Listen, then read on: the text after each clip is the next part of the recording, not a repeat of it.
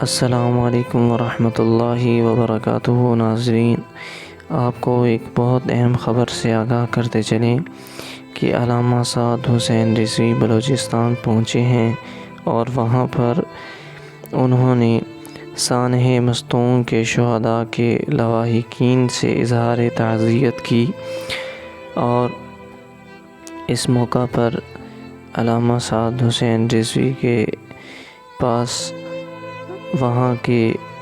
علماء کرام بھی موجود تھے، اور علامہ سعد حسین رضوی ایک ایسے گھر پر بھی پہنچے جہاں کے ایک ہی گھر کے 4 شہید ہوئے، ان میں بچے بھی شامل تھے۔ علامہ سعد حسین رضوی ان کے گھر تشریف لے گئے اور اظہار تعزیت کی، اور تحریک لبیک پاکستان کی طرف سے اعلان کیا کہ انشاءاللہ عز و جل تحریک لبیک پاکستان ہر مظلوم کے ساتھ کھڑی ہے